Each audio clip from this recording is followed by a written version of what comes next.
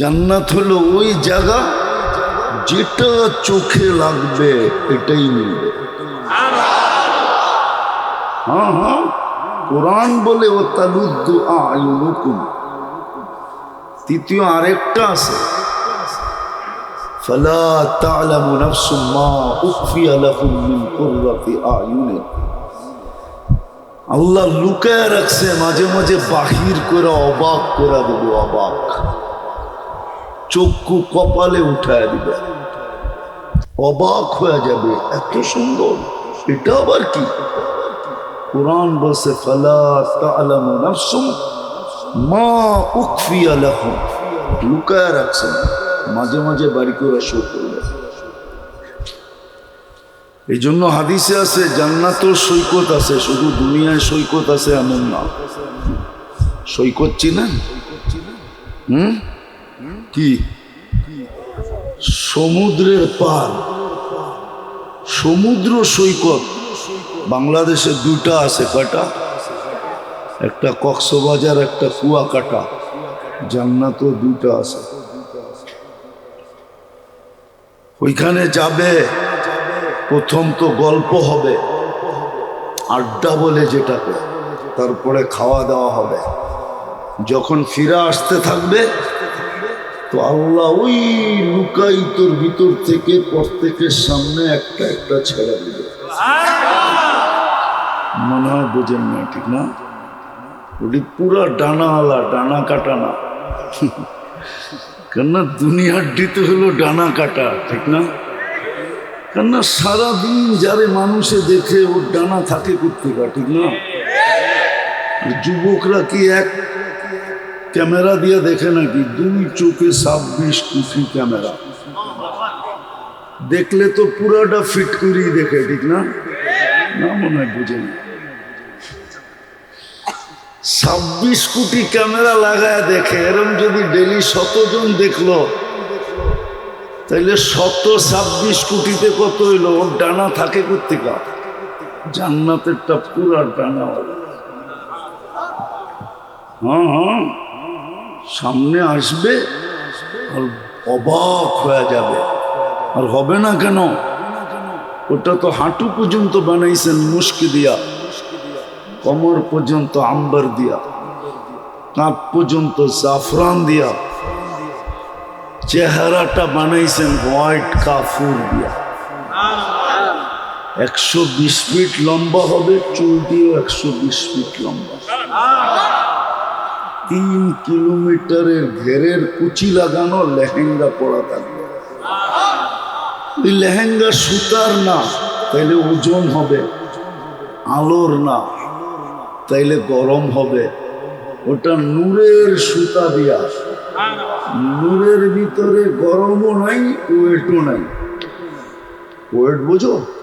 ওজন নাই, নূর গরম না, আলো গরম। সুতার ভিতরে ওয়েট আছে, ওটা পড়া থাকবে। আল্লাহর রসুল পায়ের রূপ বলছে, মাঝে মাঝে পাও দেখো বোঝা যায় শরীরের কালার কিরম। এই জন্যই শরীয়ত বলছে পাও মোজা পড়ো, হাত মোজা পড়ো। হইতে পারে তোমার হাতের পায়ের কালার দেখা কি পুরাটাকেও মাইপা ফেলাইব। এই জন্য হাত মোজা, পাও মোজা পড়ো। কিন্তু শরীয়ত বললে কি হবে? শরীয়তের কথা কে মানে, ঠিক না? হ্যাঁ, কি? এই জন্য তো প্রবাদ বাক্য বাড়ি করছে, নগদ যা পাও হাত পেতে নেও, বাকির খাতায় শূন্য থাক, ঠিক না? এই জন্যই তো আমাদের যুবকরা বলে আখেরাতকে দেখছে, ঠিক না? মুহাম্মদুর রাসূলুল্লাহ চোখে দেখা আয়েশা বলছে, কে দেখছে? তো জবাব হইল মুহাম্মদুর রাসূলুল্লাহ দেখছে। যেমন কোরআন বলে ওমান আসদাকু মিনাল্লাহি কিলা, আল্লাহর চেয়ে সত্যবাদী কেউ নাই, এরকম আল্লাহ বলে আমার বন্ধুর চেয়ে সত্যবাদী কেউ নাই।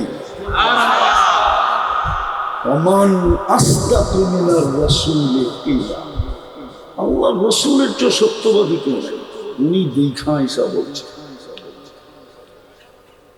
কিন্তু আফসোস কে মানে, ঠিক না? মানি আর না মানি এটাও সত্য, জীবনটা ধরে রাখা যাবে না, ধরে রাখা যাবে না। যার কাছ থেকে আসছি তার কাছে চলে যাবে। যিনি আজকে কোটি টাকা ডেলি আমার উপরে ব্যয় করে, ওনার সামনে দাঁড়াইতে হবে। গাজীপুরের মানুষ ভালো মতে বোঝেন, পানির লিটার কত কত কত? যদি পানির দামে অক্সিজেন কিনতে হইতো তাহলে ডেলি 16,500 টাকা বিল দিতে হতো। এটাই তো কোরআন বলে, আফা হাসিবতুম আন্নামা খালাকনাকুম আবাস। তোর ধারণা কি তোকে আমি অনার্থক সৃষ্টি করছি আর তোর পিছে অনার্থক ব্যয় করি? তোর পিছে অনার্থক ব্যয় করি? ধারণা কি? পানির দামে যদি অক্সিজেন কিনতে হইতো ডেলি 16,500 টাকা বিল দিতে হতো। Daily 550 litre oxygen. বিশ্বাস হয় না? আপনাকে বিজ্ঞানরে জিজ্ঞাসা করেন, আমারে না করা। বিজ্ঞান আমার কথা একমত হবে। আমি বিজ্ঞান থেকে দেখা বলতেছি। ডেলি 550 লিটার অক্সিজেন নেই, যদি 30 টাকা লিটার হয় 16,500 টাকা ডেলি বিল। 30 দিনের বিল হবে 4,95,000 টাকা। কে ব্যয় করে? যুবক, কে ব্যয় করে? এই জন্যই তো আল্লাহ বলছে তুই অনর্থক, আমি তোর পিছে অনর্থক ব্যয় করি। এটা তো শুধু অক্সিজেন দেখাইলাম। কিডনির বিল যদি ডেলি নিতেন, ডায়ালিসিসের বিল যদি 1,000 টাকা নিতেন, তাহলে ডেলি 36,000 টাকা বিল দিতে হতো। আল্লাহ 36 বার কিডনি ডায়ালিসিস করেন। ওই বৈশা আছে কিডনি ডায়ালিসিস হতেছে, পার 40 মিনিটে একবার কমপ্লিট হবে, 41 মিনিটে আবার নতুন করে ডায়ালিসিস হবে। যদি শ্বাসের বিল 1 পয়সা দিতে হতো তাইলে ডেলি 1600 টাকা বিল দিতে হতো। 1,60,000 বার শ্বাস প্রশ্বাস নেই। খাওয়ার সময় নাক যে চেক করে বলে গ্রাম ঠিক আছে, ওটা যদি প্যাথোলজিতে চেক করতে হতো প্যাথোলজি সেন্টারে, তাহলে বুঝে আসতো ডেলি কয় টাকা যাবে থেকে যায়। জিহ্বা তো স্বাদ চেক করে বলে যে এটা পেটে যাবে কি যাবে না, যদি 7টা প্যাথোলজি সেন্টারে টেস্ট করতে হতো তাইলে বুঝে আসতো ডেলি কয়বার চেকিং করতে হয় আর কয়বার পয়সা দিতে হয়। এরকম একটা একটা খুললে কোটি টাকার উপরে যাবে ডেলি আল্লাহর ব্যয়। বিদায় আল্লাহর দাবি এটা শোনা হ, আমি তোকে মানুষ হিসাবে অস্তিত্ব দিছি, জানোয়ার হিসাবে না। কুদরতি হাতে দিছেন, কুদরতি হাতে। মানুষ হও, শেষ জায়গায় চলে আসছি ওই মানুষ হওয়ার জন্যই। মানুষ হলে কিনবে, এটা ওয়াদা। ইন্নাল্লাহ হাশতারা, আল্লাহ টেন্ডার সবার আগে ড্র করছে, সবার আগে টেন্ডার ওপেন করছে। আমি কিনবো তোকে, দুনিয়ালা কাগজ দিয়া কিনবে, আমি জান্নাত দিয়া কিনবো। যেইখানে মনে চাবে যা তা মিলবে, চোখে যেটা লাগবে ওটা মিলবে। এছাড়াও আছে মাঝে মাঝে আল্লাহ লুকায়িত জিনিস বাহির করে দিয়া তাক লাগায় দেবে, চিরজীবনের জীবন দিবে। আনতাহিয়াও ফালা তামুতু আবাদা, চিরদিন জীবন, মৌত কোনোদিন আসবে না। আনতাসিহু ফালা তামরাদু আবাদা, চিরদিন সুস্থ থাকবে, অসুস্থ কোনোদিন হবে না। আন্তাসিব্বু ফালা তাহরামু আবাদা, চিরদিন যুবক থাকবে, বৃদ্ধ কোনোদিন হবে না। আন্তানামু ফালা তাইআসু আবাদা, চিরদিন নেয়ামত বাড়বে, কোনোদিন কমবে না। এই মজমা বেশিরভাগই শ্রমিক পেশা। হ্যাঁ, বুঝলাম গাজীপুরের যারা নেতৃত্ব পাইছে ওরা কিছু পাইছে, আপনি কোন ঘোড়ার ডিমটা পাইছেন বলেন? হ্যাঁ, যারা গাজীপুরের নেতৃত্ব পাইছে ওরা কিছু পাইছে, আমি মেনে নিলাম। 10 তলা একটা বিল্ডিং বানাইছে, ও কিছু পাইছে, আপনি কি পাইছেন? রাগ হয়েন না। আমি শ্রমিক পেশার মানুষগুলোকে জিজ্ঞাসা করতেছি, বাড়িওয়ালা করে বাদ দেন, ভাড়াটিয়াকে জিজ্ঞাসা করতেছি। বাড়িওয়ালা তো বাড়ি পাইল, আপনি কি পাইলেন? আপনি কেন বাড়িওয়ালার স্রোতে বাইসা গেলেন? ও যুবক বলো না, বাড়িওয়ালা তো বাড়ি পাইল, মাওলা মতো কিছু পাইল। ও বারাটিয়া তুমি কি পাইলা? তুমি বাড়িওয়ালার স্রোতে বাসলা কেন? নেতারা বুঝলাম কিছু পাইল, আপনি কেন বাইসা গেলেন? আপনি কি পাইলেন? দুনিয়া আখিরাত তো হারায় ফেলতেছেন। আল্লাহ তো বলতেছে তোকে কিনতে চাইতেছি, ওটার জন্যই একটা শর্ট প্যাকেজ দিছেন। শর্ট কথা বলার সুযোগ আমার কাছে নাই, তাও লম্বা করে ফেলছি, আমি আসছি কয়টা এখানে? 9টারও আগে আসছি, এতক্ষণ বসা ছিলাম। বিদায় সময় আমার শেষ। একটা শর্ট প্যাকেজ দিছে আল্লাহ আমাদের মতো গরিবদের জন্য। ধনীদের কথা বলতেছি না, বাড়িওয়ালাদের কথা বলতেছি না, বারাটিয়াদের কথা বলতেছি, ফ্যাক্টরির মালিকের কথা বলতেছি না, শ্রমিকের কথা বলতেছি।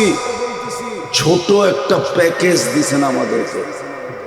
যদি এই প্যাকেজটা ধরতে পারি তাইলে 1000 বৎসর যদি দুনিয়ায় বেঁচে থাকি, 1000 বৎসর পরেও যদি মারা যাই, তারপর এই ছোট প্যাকেজটা দিয়া 1000 বৎসরের হিসাব কিতাব চুকানের পরেও কয়েক হাজার বৎসরের ব্যালেন্স আমার কাছে থেকে যাবে। ওটা হলো রমজান,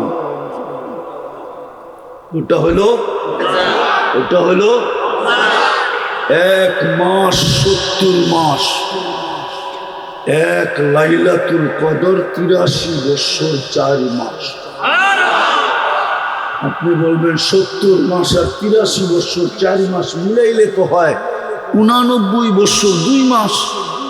আপনি তো বললেন 1000 মাস 1000 বৎসর, এই জন্যই বললাম আমি 1000 নিয়ে হিসাব করছি, খায়ের নিয়ে হিসাব করি না। এটা হুজুররা বুঝবে। 83 বৎসরের ভিতরে তো আবার 83টা লাইলাতুল কদর ছিল না? ছিল না? না ছিল না? 83 বৎসরে 83টা রমজান নাই, 83টা লাইলাতুল কদর নাই?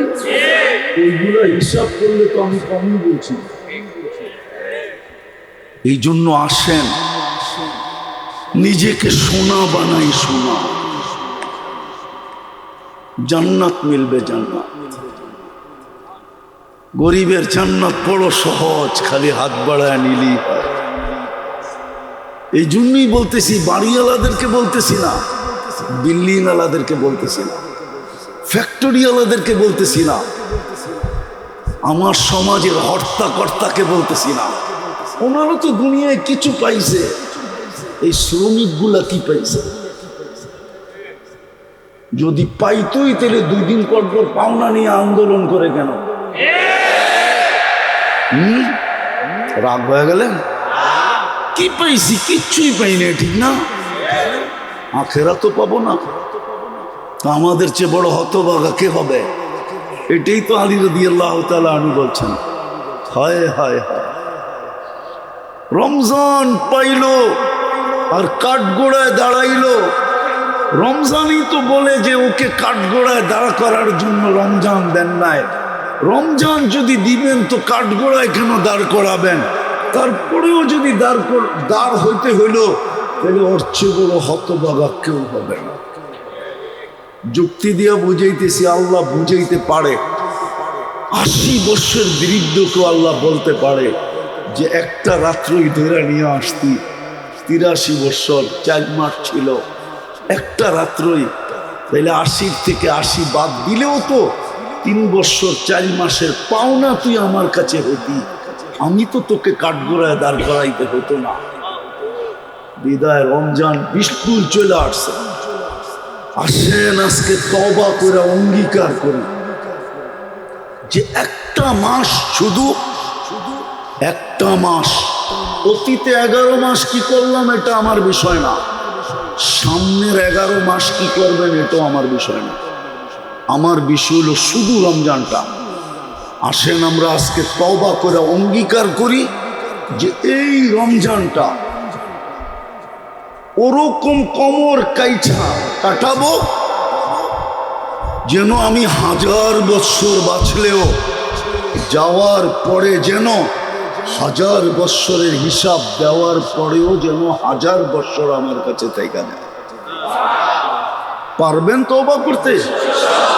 কে কে পারবেন দেখি? পাক্কা? তাইলে বইলা দেন আল্লাহ অতীত থেকে তওবা করলাম। আরে মনের থেকে বলেন, মনের থেকে, অতীত থেকে তওবা করলাম। নামান আপনি নিষ্পাপ। কিন্তু যদি কবরে নিষ্পাপ যাইতে চান তাহলে আরেকটা অভ্যাস বানাইতে হবে। পারবেন? সারাদিন কি করেন আর না করেন আমি জানি না, কারণ আমরা দেশ বিদেশ ঘুরি তো, আমরা প্রবাসীদেরকে দেখি, শ্রমিকদেরকেও দেখি। হয়তো সারাদিন আল্লাহর আমাদের মতো হওয়াটা সম্ভব হয় না।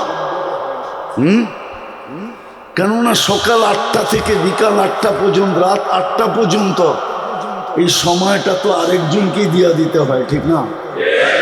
আমি মানি অন্যের মর্জি মতো ফ্যাক্টরিতে চলতে হয়, ঠিক না? কাজে কামে কাটাইতে হয়, ঠিক না?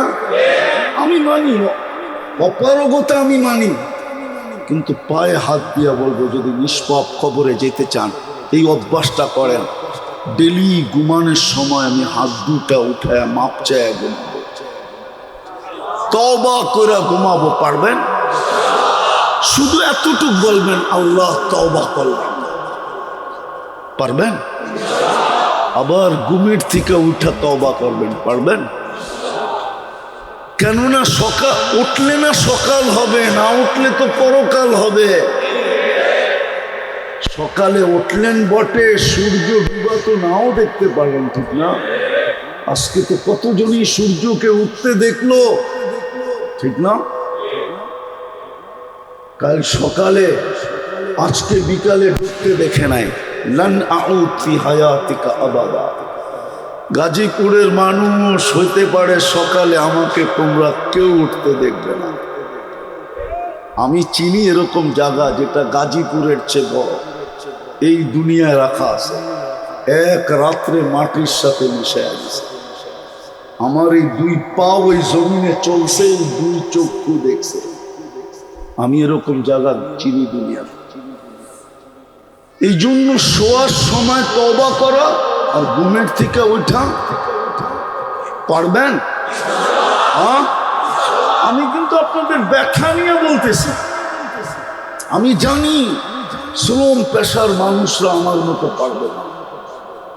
শুধু চাপায়া দিলেই তো হবে না, বাধ্যবাধকতা অনেকের আছে, ঠিক না? যদি না থাকতো তাহলে এই হাদিস কেন আসতো? মনে উঠলো এই জন্য বলতেছি। বনি ইসরাইল এক বদমাস ছিল, বদমাস, নাম ছিল কিফিল। কিফিল নাম ছিল। প্রতিদিন ব্যভিচারের পিছনে বর্তমান টাকায় 50 থেকে 60 লক্ষ টাকা খরচ করত। আল্লাহ ওকে টাকার পাহাড় দিছিলেন। আর আগের যুগে তো টাকা কাগজের ছিল না, হয়তো রূপা না হয় সোনা। সোনারটার নাম ছিল দিনার, রূপারটার নাম ছিল দিরহাম। এখন তো কাগজের টাকা। তো এক মেয়েকে ধরে নিয়ে আসছে, কামরায় ঢুকায় বলতেছে আমি প্রস্তুতি নিয়ে আসতেছি। তো যখন ফিরছে তো দেখে মেয়ে অজোরে কাঁদতেছে। তো বলতেছে ও মেয়ে কাঁদিস কেন? ও মেয়ে কাঁদিস কেন? তোর গায়ে তো এখন পর্যন্ত আঙ্গুলের ছোঁয়া দিলাম না, আর কথাবার্তা টাকা পয়সা পাকাপোক্ত হলো, তারপরেই তো তুই আমার সাথে আসলি, আর তুই তো নিজেই এসে আমার কাছে ধরা দিলি। তো মেয়ে বলতেছে শোন কিফিল, আমি বাজারি মেয়ে না, এটা আমার পেশাও না, বিপদ আমাকে ধরা দিতে বাধ্য করছে। আমি জানি আমার মতো আপনি হতে পারবেন না, কেননা বাধ্যবাধকতা শ্রমিকদের পিছিয়ে লাগানো আছে। আমি বিশ্বাস করি অটোওয়ালার মনও চায় নামাজ পড়ে, আমি বিশ্বাস করি, কিন্তু বাধ্যবাধকতা আছে, কি করবে, কোথায় রেখা যাবে? বিকাল হইলেই তো ঘরে কিছু নিয়ে যেতে হবে, ঠিক না? মাস গেলে কিন্তু পরিবারকে কিছু দিতে হবে, ঠিক না? হ্যাঁ, কি বলো? সামনে ঈদ আসতেছে, ঠিক না? 1 ঘন্টার ওভার টাইম 10 ঘন্টা করতে হবে, ঠিক না? আমি বাধ্যবাধকতাকে মানি। যেমন ওই মহিলা বলছে বিপদ তোর হাতে ধরা দিতে বাধ্য করছে, কিন্তু কাঁদি কেন জানে? কাঁদি কেন জানিস? কালকে এই চেহারাটা আল্লাহকে কি করে দেখাবো? আমি আপনাদের পায়ে ধরা বলতেছি, ঘুমানোর সময় শুধু হাত দুটা উঠায় বলেন মালিক, বাধ্যবাধকতা ছিল, মন তো চাইতো, আসতে পারি নাই, মাফ করে দিস, নইলে এই চেহারাটা কি করে দেখাবো? মেয়ে বলতে দেরি, কিফিলের দিলে লাগতে দেরি করে। একটা চিৎকার দিশার মাটিতে পুরা বসে, বোন তোর গায়ে হাতের আঙ্গুলের ছোঁয়া পর্যন্ত দিলাম না, তাতেই তোর এই অবস্থা, তাহলে আমি এই চেহারাটা আল্লাহকে কি করে দেখাবো? টাকার থৈলি উঠায় দিয়া বসে তোর গায়ে আঙ্গুলের ছোঁয়া দিব না, কিন্তু একটা অনুরোধ করব, যদি তুই রাখিস। বলছে সেটা কি? বলে হাত দুটা উঠায় চোখের পানি দিয়ে আল্লাহকে বলে দে আমি তওবা করলাম, আমার তওবাটা যেন কবুল করে। দ্বিতীয় অনুরোধ, পরিবেশটাকে বিলকুল নির্জুম রেখা শুনবে, কেননা দুটোটাই আল্লাহর আদেশ। ফাস্তামিউ এটাও আল্লাহর আদেশ, আনসিতু এটাও আল্লাহর আদেশ। ইদা কুরিয়াল কুরআন ফাস্তামিউ লা, দুটোটাই আল্লাহর আদেশ। কোরআন বা কোরআনী কথা যখন শোনো তো খুব মনোযোগ দিয়ে শোনো, পরিবেশটাকে নির্জুম রেখা শোনো।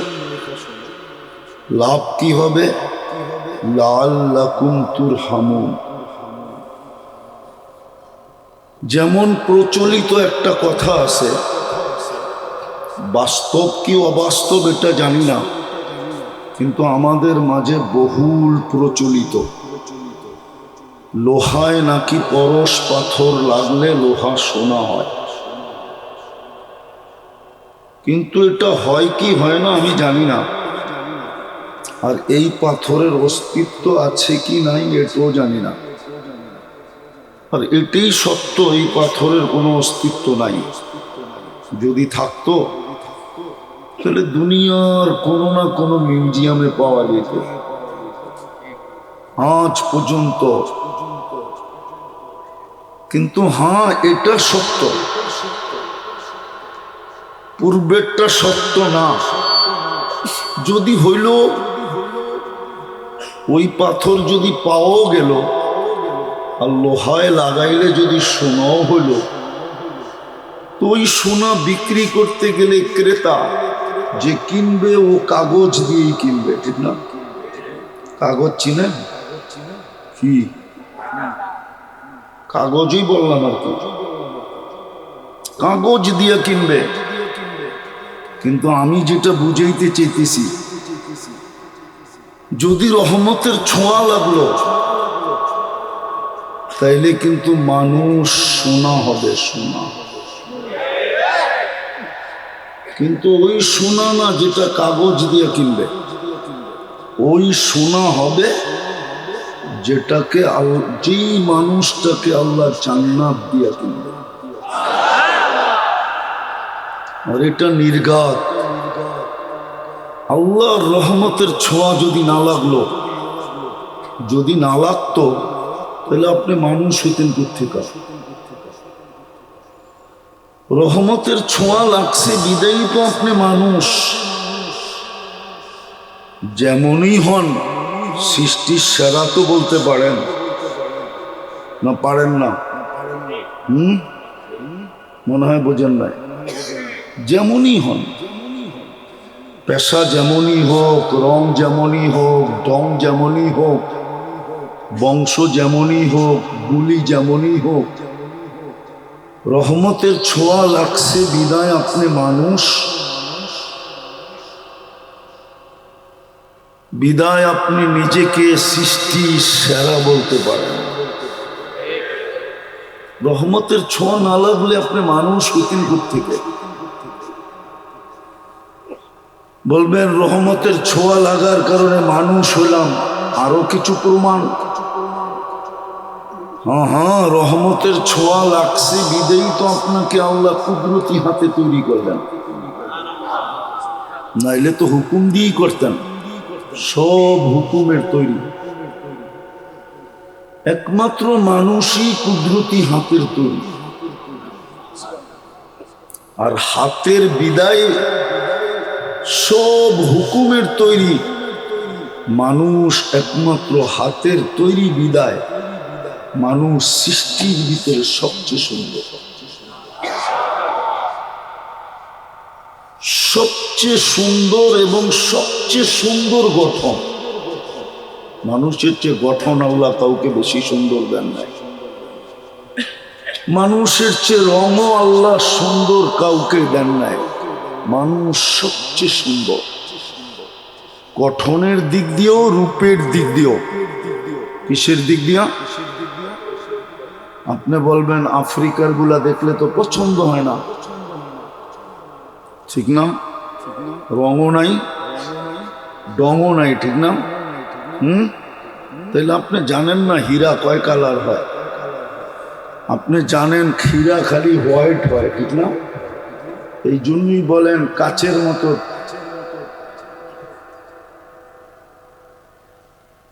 এই জন্য আপনি হীরা কয় কালার হয় আপনি জানেন না।